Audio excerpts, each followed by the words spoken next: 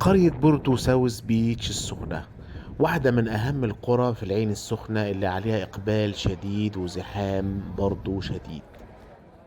ودي من الحاجات اللي اتفاجئت بيها لما نزلت في ويك اند شهر 8 أقضي فيها الأجازة أنا وأسرتي.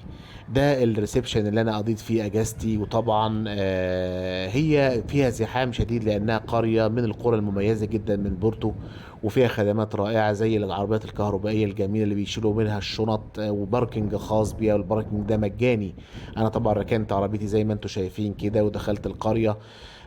بوريكم المباني الجميلة اللي فيها، وبدأت أتمشى فيها أجيب الطلبات للشاليه لقضاء لزوم الرحلة.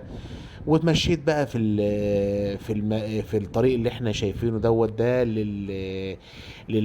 للمبنى الأساسي اللي هو المساحة الأساسية اللي فيها أكتر من الخدمات بتاعت بورتو. ودي طبعا الزحام والناس اللي كانوا مستنيين في دورهم عشان يخشوا شاليهاتهم. وده اهم بقى مكان تقدروا تروحوه اللي هو سعودي، السوبر ماركت الجميل اللي في المكان. طبعا اول ما تروحوا بورتو ساوث بيتش لازم تزوروا سعودي عشان تجيبوا منه كل الادوات او كل الحاجات اللي هي المشروبات والمأكولات اللي تخص الطعام، هتلاقوها هنا في سعودي، سواء محلية أو مستوردة. أسعار زي بقية الفروع أو أغلى شوية، يعني سعر سياحي شوية، مش غالي قوي طبعا لأن احنا عارفين المكان سياحي وشغال فترة سياحية.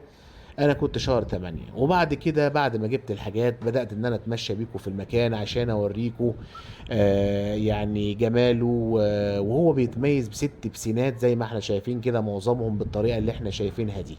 فيها طبعا البسين يعني بيبدأ ببسينات الاطفال، وبعد كده بيمتد بقى طويل.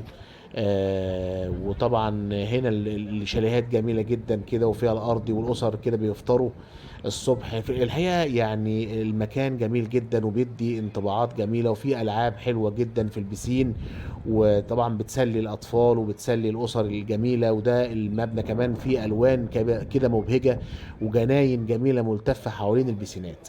اما ده الشاليه بتاعي انا صورته لكم كما هو، الحمام والمطبخ طبعا، وفي هنا اللي هو الميكروويف والاطباق، ودي اوضه النوم زي ما احنا شايفين كده.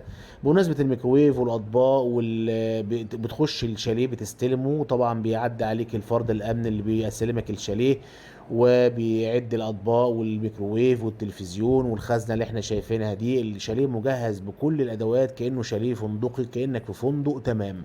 ودي ميزته، شاليه فندقي جميل. فيه زي ما احنا شايفين كده الكنبه دي تتفرد تبقى صوفا بيد، فيه تلاجة جميله حوالي 16 قدم او 18 قدم، التكييف مكيف تكييف مركزي. وهنا الاربع كراسي الظراف الجمال دول شاليهات استوديو غرفه واحده تسع لحد 4 افراد.